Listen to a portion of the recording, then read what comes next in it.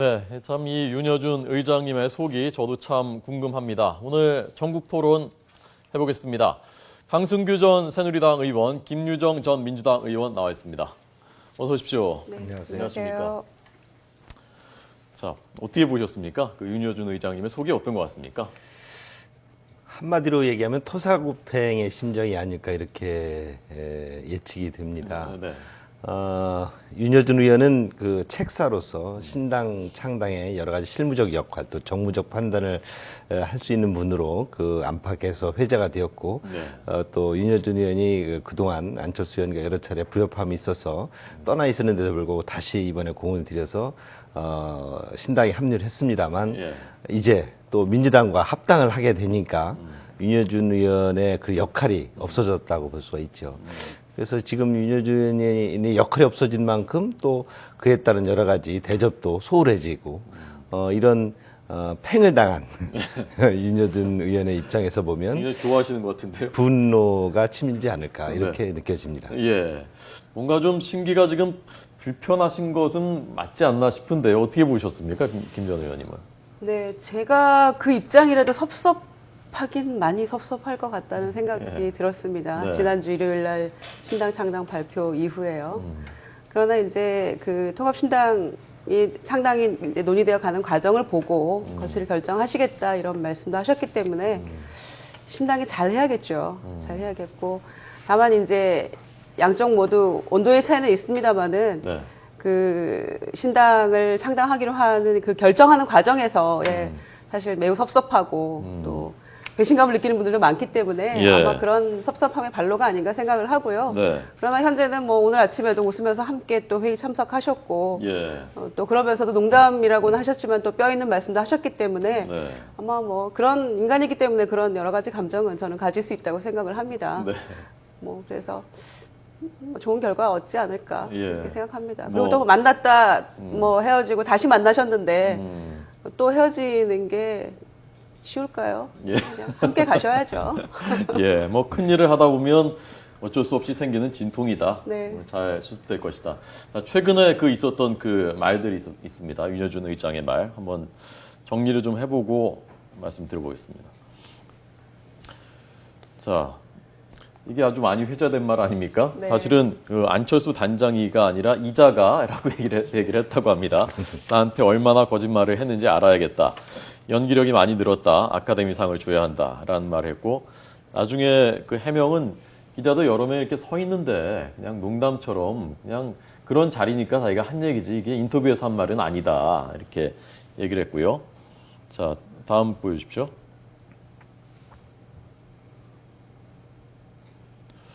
네, 이게 복수의 기자들과 농담 주고받은 것이다. 이게 엊그저께 한 얘기군요. 이틀 전에 이렇게 다시 그 해명을 했고요. 자, 그런데 보니까 이 윤여준 의장께서 이번뿐만이 아니라 그 전에도 안철수 의장하고 안철수 그 뭐죠 지금 운영위원장? 위원장. 예, 안철수 위원장하고 재결합한 뒤에도 두 번, 세 번에 걸쳐서 이런 불만들을 표시를 하셨다는 겁니다. 그 내용을 한번 보도록 하겠습니다. 2월 17일 창당 발기인 대회 때는 기본적인 조직 운영을 모른다.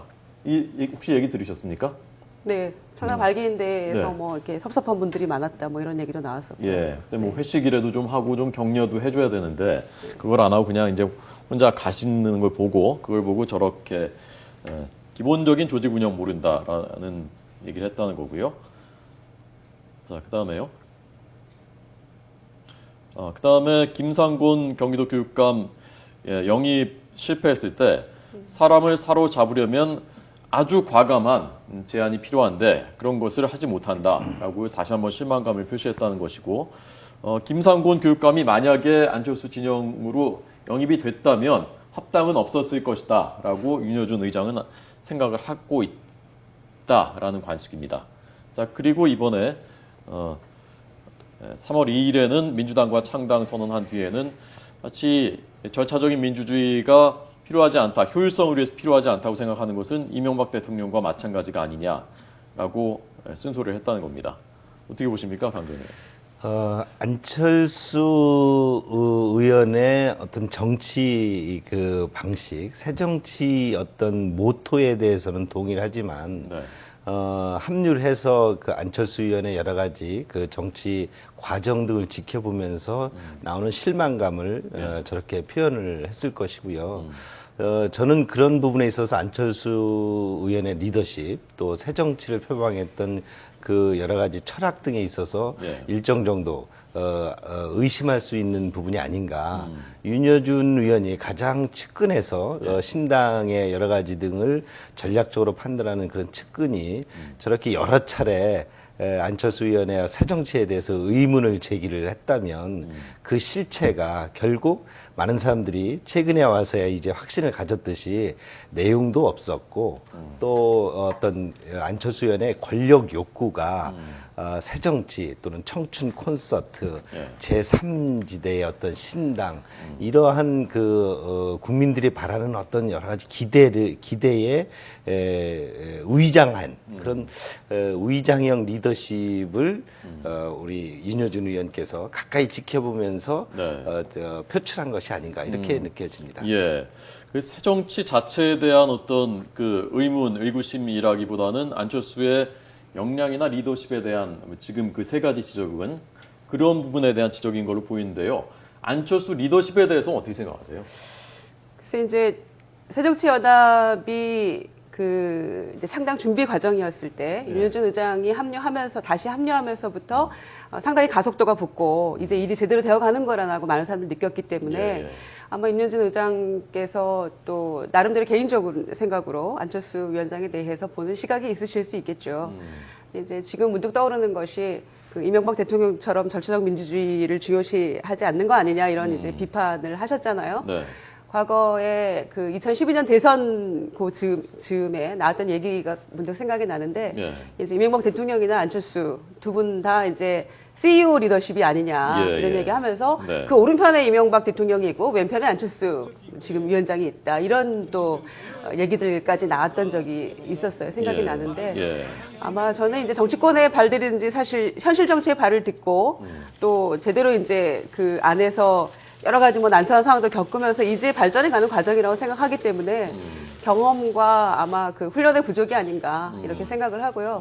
문득 17대 때 그 예전에 이제 열린우리당 의원 중에 저는 이제 들은 이야기입니다만은 기자들이 보통 의원 뭐 조선 의원, 재선 의원 선배라고 부르잖아요. 그중에 이제 어느 한 의원은 정색을 하면서 내가 어떻게 선배인지 설명해보라 이런 얘기까지 내가 왜 네 선배냐 이런 얘기까지 했던 생각도 문득 나고 했었는데요. 지금 1년의 상황들을 보면서 아마 이제 이 정치권에 발 딛고 몇 달 안 되셨잖아요. 그래서 실제로 의원이 돼서 이제 아마 또 올인하는 것과 대선 후보로 또 거론되면서의 또 그 느낌하고는 굉장히 다르실 거라는 생각이 들어요. 그래서 아마 과정에 있기 때문에 뭐 윤여준 의장도 뭐 비판은 맞는 말씀입니다만은 또 시간이 필요한 부분이 아닌가 또 이렇게 생각을 합니다. 저는 좀 그 부분에 약간 반론이 있는데요. 우리 김희정 의원께서 몇 달 안 된 정치 신인 아니냐 이렇게 말씀을 하셨는데 사실 안철수 의원이 벌써 2011년부터 서울시장 보궐선거부터 사실 정치에 개입을 한 것이고 사실 정치를 시작한 것이죠. 2년이 넘어가고 있습니다. 그런 만큼 안철수 의원의 그 새정치 또 여러 가지 정치 과정상에서 여러 가지 나타나는 미숙함, 불협화음 등이 과연 신인으로서 또 새정치에 대한 어떤 어떤 기대 또는 비전만 가지고 있고 아직 절차에 대한 부족함 때문에 그렇다라고 소위 좀 좀 봐주기에는 너무 그 미숙함 또 어떤 실수 그리고 지금의 여러 가지 행태가 반복되는 게 아닌가 이렇게 보여집니다. 그런 비판과 이제 그런 뭐 해석도 있을 수 있다고 생각합니다. 그럼에도 불구하고 저는 안철수 지금 의원이 우리 지금 이 21세기 2014년을 살아가는 우리에게 부여하는 정치적인 의미는 굉장히 크다고 생각을 합니다. 안철수의 어떤 뭐 여러 가지 비판과 뭐 그 장단점을 떠나서요. 그가 있기 때문에 어쨌거나 야권, 여권이 전부 다 지금 개혁 정치를 외치고 있고 뭔가 잘 하려고 하는 그런 모습들을 보이고 있지 않나 이렇게 생각하기 때문에 저는 뭐 그 점만으로도 우리 정치에 있어서 어떤 정치인이 그런 역할을 해왔던가 저희가 돌이켜 생각을 해보면 그 점만으로도 저는 충분히 본인의 그 역량과 이 그 기여를 하고 있다. 저는 이렇게 보고 그런 있습니다. 측면도 있지만 또 그 안철수 의원이 담아내고자 했다는 것은 안철수 의원의 개인적 역량이라기보다는 국민적 기대이기 때문에 새 정치에 대한 국민적 기대이기 때문에 그 부분들을 새로운 지도자들이 잘 담아내야 되는데 결국 그런 그 바람만 있었고 안철수 의원이 이러한 새 정치를 새롭게 담아내는데 실패한다면 또 그 역할이 어떻게 평가해야 될지. 강 전 의원님은 언론인 출신이시고 또 현장에서 정치를 직접 해보신 분이니까 네. 안철수, 윤여준 두 사람이 끝까지 갈 것 같습니까? 아니면 오래지 않아서 또 헤어질 것 같습니까? 지금 윤여준 의원의 입장에서 보면 사실 더 이상 또 다른 선택을 하기가 쉽지 않을까 보여집니다. 그래서 쉽지 않다. 어느 정도 남아 있으면서 예. 안철수 의원과 민주당의 어떤 새로운 그 정치의 모습을 지켜보되 그렇게 적극적 역할을 하지는 못하지 않겠느냐. 예. 그래서 당장 떠나지는 않을 것 같습니다. 예, 알겠습니다. 자, 지금 그 새누리당에서는요, 박심 논란이 다시 불거지고 있습니다. 특히 인천에서 친박의 핵심 중에 핵심이라던 유정복 장관이 출마를 하게 되니까 또 다른 이분도 굉장히 친박 실세라고 불렸었던 오랫동안 준비를 했다는 이학재 의원이 안 나서겠다라고 하고 또 청와대 비서관이 뭐 공천 현장에 다니고 이런 것들 보면서 박심 논란, 아주 깊숙하게 개입하는 게 아니냐라는 논란이 일고 있습니다. 자, 이 부분 김 전 의원님 먼저 어떻게 보시는지. 예, 뭐 아리땡 굴뚝에 연기 날까요? 저는 그렇게 생각을 하고요. 지금 이제 우리 정치인들 중에서 뼈를 묻겠다. 예. 이렇게 얘기했던 분들 중에 실제로 뼈를 묻는 분을 본 적이 없어요. 사실은. 어디에 뼈를 묻는다는 말씀? 그러니까 이를테면 인천에 뼈를 묻겠다. 이렇게 인천에. 말씀하시면서 2월 네. 25일 날 출마 선언을 하신 분인데 불과 지금 열 며칠 만에 유정복 뭐 이제 후보가 되겠죠. 뭐 지지 선언을 하면서 예. 철회를 하셨고요. 또 과거에 뭐 유시민 전 장관 같은 경우에도 2012년 총선 때 대구에 내려가서 뼈를 묻겠다 하셨다가 낙선하고 곧바로 또 철수하셔가지고 많은 비난의 대상이 되고도 했었죠. 그러니까 네. 뼈를 묻겠다는 분 중에 실제로 뼈를 묻는 분을 별로 본 적이 없어서 예. 이 유정복 장관 같은 경우에도요. 그 김포에서 의원하고 또 뭐 시장 거치고 이렇게 굉장히 김포에서 지금 정치 생활을 거의 지금 하셨다고 해도 과언이 아닐 텐데 예. 이분도 뭐 뼈와 살을 묻고 영혼까지 김포에 묻겠다 이렇게 말씀하셨던 분이에요. 예. 그런데 인천으로 가시잖아요. 그렇게 이제 분명히 말씀하셨으니까 영혼까지 김포에 묻겠다. 그렇죠. 제가 뭐 아침에 보도 자료를 통해서 본 거예요. 과거에 이제 어떻게 예. 보도가 됐나. 이 뼈를 묻는다는 말을 어느 분이 하셨나 제가 좀 찾아봤는데 예. 그런 얘기들을 하셨기 때문에 이제 그럼 뼈는 두고 가시는 건지 잘 모르겠어요. 그런데 다만 이제 문제가 되는 거는 뭐 선거 때 엄정 중립 말씀하셨고 네. 엄정 대처하겠다 중립을 해치는 거에 대해서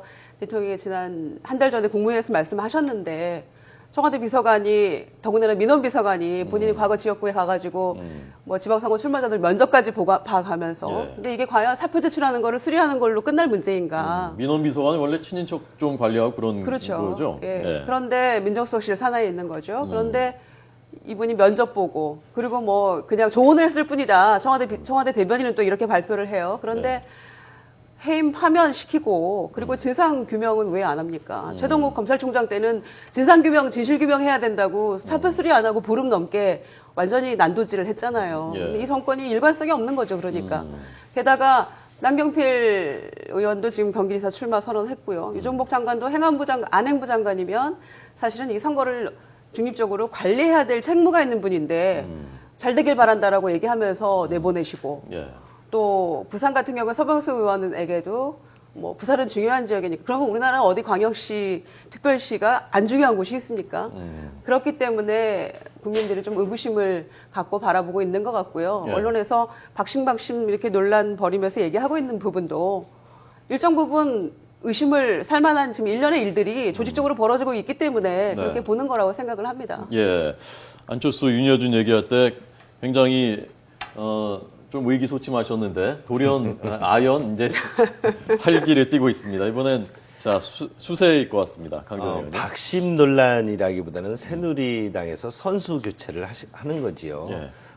인천만 해도 지금 굉장히 초박빙 승부가 예상이 되는데 기준 출마 후보자들이 이에 대해서 경쟁력이 낮은 것으로 평가가 되어 있는 만큼 보다 경쟁력 있는 후보로 교체를 하는 것이기 때문에 이것은 새누리당의 전략의 변화라고 볼 수가 있습니다. 예.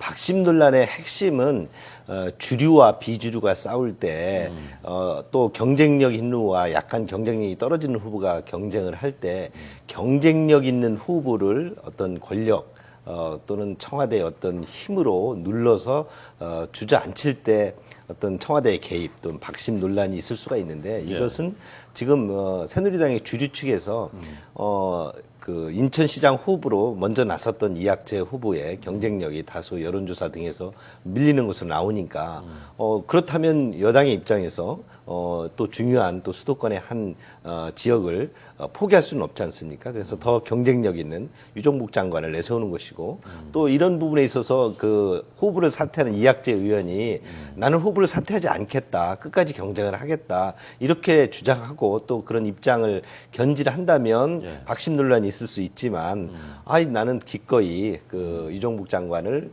돕겠다. 이렇게 해서 물러나기 때문에 이 부분은 청와대의 개입, 박심 논란 이런 것과는 거리가 먼 것이라고 볼 수 있습니다. 그런가요? 그 반대로 생각이 되는데요. 예. 이학재 의원 같은 경우에 두 분 다 그 비서실장 출신이라고 하지 않습니까? 예. 과거에 박근혜 그 당대표 시절도 그렇고 그렇게 이게 일사불란하게 금방 정리가 되는 걸 보면은 뭔가 있지 않나 이런 생각들을 국민의 시각에서는 저는 하고 있다고 생각합니다. 선거는 이기기 위한 그 전략이 필요한 거고요. 전략 측면에서 보면 교체는 언제든지 있을 수 있다 이렇게 봅니다. 예, 교체한 건 아니죠. 엄밀히 말하면 이쪽이 먼저 뛰고 있었는데 또 다른 후보가 나오니까 내가 그럼 이 양반한테 양보하겠다. 뭐 그건 있을 수 있는 일 아닙니까? 그렇게 쉽게 금방 양보가 됩니까? 그런데 이제 그러니까 두 분 누가 다 압력을 넣기 때문에 그렇게 됐을 것이다. 뭐 그냥 그런 생각들을 많이 하고 예. 있다고 저는 보고요. 예. 그러니까 지금 언론에서도 아마 보시면 아시겠지만 두 비서실장의 대결 싱겁게 끝나 뭐 이런 기사들이 많이 뜨고 있지 않습니까? 그러니까 뭔가 나름 기대를 하면서 이 구도가 어떻게 될 것인가. 물론 이학재 의원 같은 경우에는 뭐 지지율도 상당히 좀 저조했기 때문에 유정복 카드라는 그런 또 히든 카드를 썼겠죠. 그러나 이제 그런 과정을 지켜보면서 청와대 민원비서관에 대한 이 정권의 태도랄지 또 지금 일련에 벌어지고 있는 뭐 광역시 또 단체장들 거의 내리꽂기처럼 보여지고 있는 이런 그 의구심들을 가지고 있기 때문에 박심 논란은 아마 한동안은 계속 지속이 되지 않을까 이렇게 생각합니다. 예. 자, 마지막으로요. 서울시 공무원 간첩 조작 증거 의혹. 참 깁니다. 사건 이름이. 이 사건이 어떤 영향을 미칠 것이라고 보시는 지방선거에 그리고 어떻게 대응해야 된다고 보시는지 짧게 말씀 부탁드립니다. 이 사건은 아마 국정원이 정보원으로 관리하는 휴민트들의 관리상에 있어서 어떤 사건이 일어나지 않았나 보고요. 지금 간첩 혐의를 받고 있는 서울시 공무원의 북한 출입경 기록과 또 이에 대한 사실 확인서 등에 있어서 의주 여부가 관건이 되어 있습니다. 검찰이 수사를 하고 있는 만큼 수사를 하면 이것은 드러나게 돼 있고요. 문제제기가 돼 있기 때문에 이 부분이 수사 결과에 따라서 다소 지방선거에 영향을 미칠 수도 있다 이렇게 봅니다. 비극이죠. 남재준 국정원장이 아직도 자리를 물러나지 않고 있다는 자체에 대해서 저는 깜짝 놀랐고요. 어제 대국민 사과 성명을 뭐 오밤중에 휴일 오밤중에 그렇게 내고 했는데 뭐 남재준 원장이 사퇴 성명이었으면 그게 옳았다. 저는 이렇게 생각을 합니다. 그래서 이런 국정원에 어떻게 국가안보를 맡길 수 있을 것인가에 대해서 국민들이 뭐 매우 분노하고 있고요. 그 검찰도 신뢰할 수 없다는 건 너무나 이게 만천하에 드러난 거 아닙니까? 국정원에 조작한 문서를 증거랍시고 3개를 냈는데 그거를 그냥 검토도 하지 않고 그냥 바로 뭐 배달하고 그래서 그런 검찰이 이제 와서 진상조사 질질 끌다가 이제 수사 제대로 하겠다 이렇게 얘기하고 있고 국정원의 관리 책임을 갖고 계시는 대통령도 이제 유감 표명은 했습니다마는 그렇기 때문에 검찰 수사는 믿을 수 없다고 야당은 생각하는 것이고요. 그런 점에서 그런다다가 이제 국정원에서는 뭐 우리도 몰랐다, 우리도 속았다 이런 얘기하고 있는데 이게 어처구니 없는 실상이죠. 그래서 반드시 이 부분은 특검 필요하다고 보고요. 지금 민주당 의원들 계속해서 며칠째 청와대 앞에서 대선 개입 문제 관련한 특검도 요구하고 있지 않습니까? 그렇기 때문에 이 특검 반드시 이루어져야 되고요. 또 검찰 수사 그에 앞서서 진실규명에 앞서서 필요한 것은 남재정 원장의 해임이라고 생각을 합니다. 예, 알겠습니다. 자, 지난 10월부터 저희 그 진정토론 코너에 고정 출연하셨던 김희정 전 의원 그리고 최근 3주 동안 출연하셨는데 저희 코너 개편이 있어서 이제 고정 출연은 이번 주까지고요. 다음에도 앞으로도 종종 모시겠습니다. 오랫동안 출연하셨으니까 좀 인사 시청자 여러분들께 잠깐 해주시죠. 네, 벌써 한 4개월 가까이 이 YTN 시청자 여러분들 뵙게 됐었는데요. 그동안 시청해 주시고 또 가끔 또 그 피드백도 주시고 그랬던 분들께 진심으로 감사드립니다. 특히 언론 환경이 굉장히 어려운 상황에서 이 중립성을 견지하면서 노력하고 있는 YTN 앞으로도 많이 사랑해 주시기 바랍니다. 감사합니다. 예, 고맙습니다. 앞으로도 종종 뵙고 모시겠습니다. 고맙습니다. 잘 들었습니다. 감사합니다.